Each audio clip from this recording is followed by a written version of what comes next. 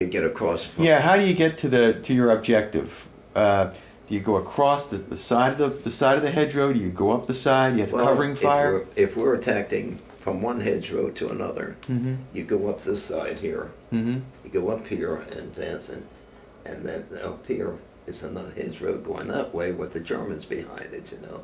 And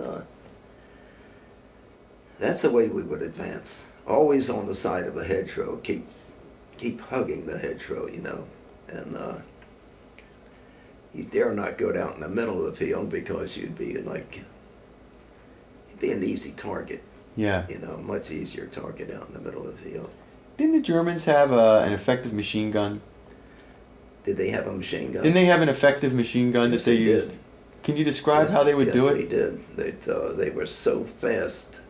The machine guns, they fired so fast, you know. It's just like a rip. And when ours had a light machine gun, you could almost count the shots coming out of it.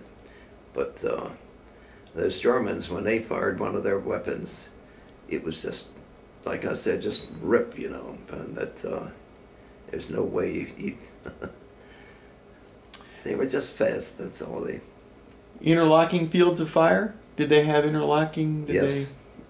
And what's that? I could tell you about that later, on the day that I was wounded. All right, we'll talk about that a little later on.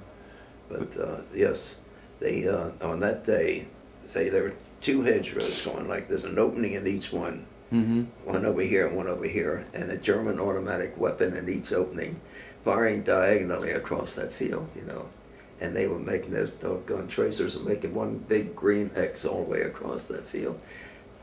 German tracers were not red like ours; they were green, and that's a fact. Our tracers were red, you know. You could see a red streak going through the ground, but theirs were green, and that's the way you followed. That's the way they followed their tracers. Yeah.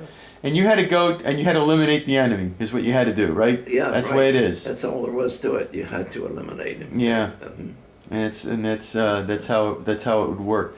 You succeeded in taking this hill 108. You were out. You guys are out there on this hedgerow. Did you have to go back to your jumping off points a couple of times? And no. If we took a piece of ground, we held on to it. And when you're taking the ground, are you hugging the ground? Are you crawling along? Not always. No, Mm-hmm. You're running most of the time. You're stooped over, you know. Yeah. But no, you're not crawling. Mm-hmm. Just running. Mm-hmm. It's so hard to describe that fighting in the hedgerows. You're doing a great job. It's hard to describe what you were doing. But like I said, you never went out in the open field. You always hugged the hedgerow that you were going up in on. Hug the hedgerow. Yeah. And that's the way. Yeah. Well, and that's when George Snyder. Let's finish this tape with. Tell me about George Snyder. What was that all about? Now that was on Hill 108. Mm-hmm. We were advancing. George Snyder was the scout out. He was out leading the squad, the first squad. Mm-hmm.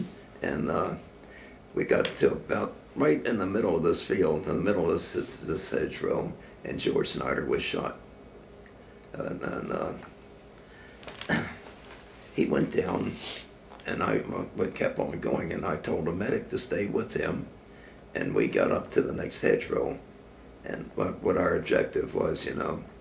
And I looked back, and George Snyder is walking out in the middle of the field, and he got shot again.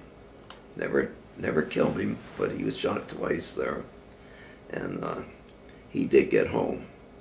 Yeah, George Snyder came home. And we palled around together for a little while, but George died maybe 5, 6, 7 years ago.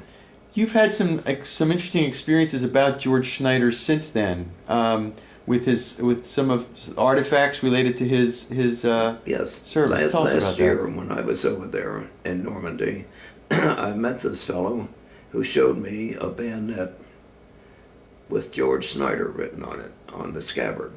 You know, and that was odd to me because you didn't do things like that. You didn't write your name on the scabbard of any of your equipment, you know.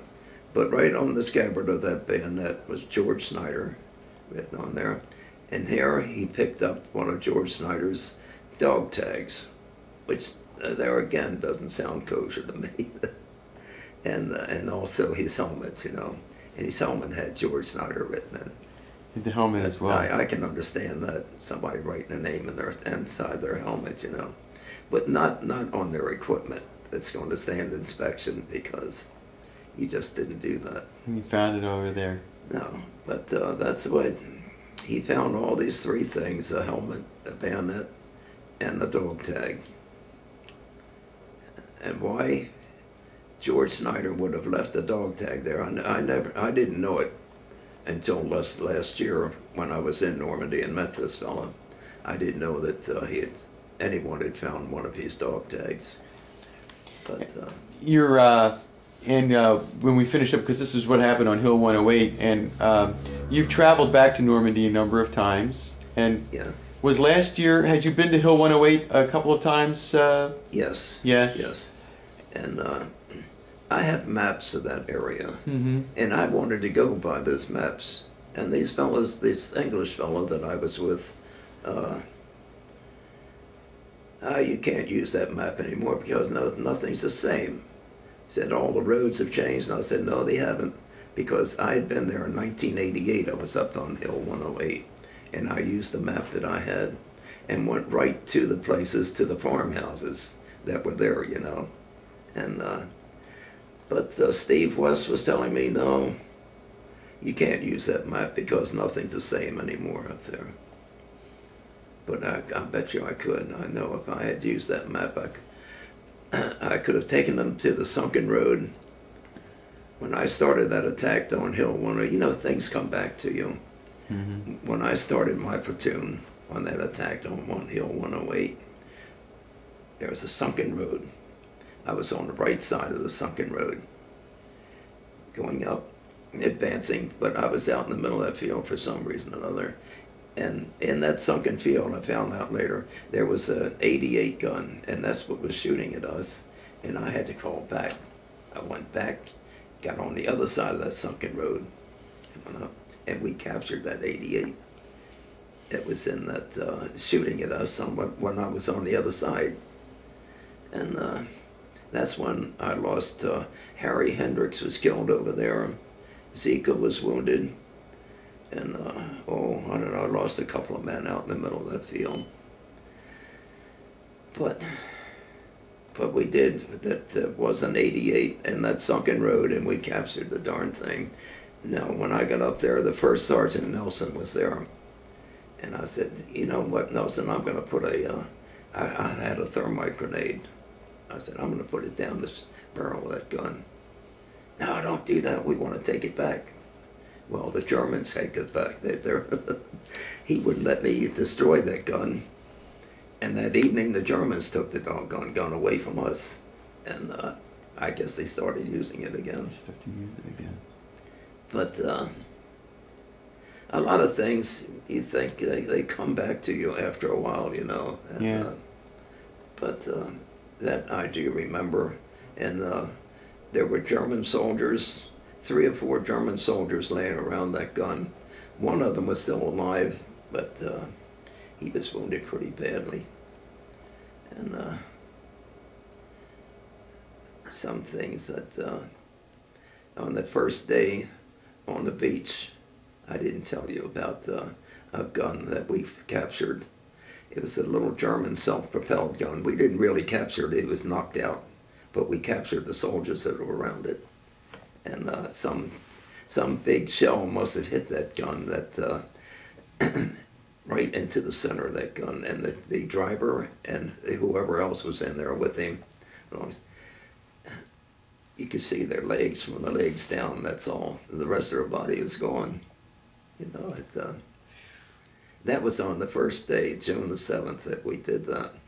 I ran across that. But you know, when you're being interviewed like this, things don't come to you, you know. Mm-hmm. You have to think a little bit. Yeah. Back.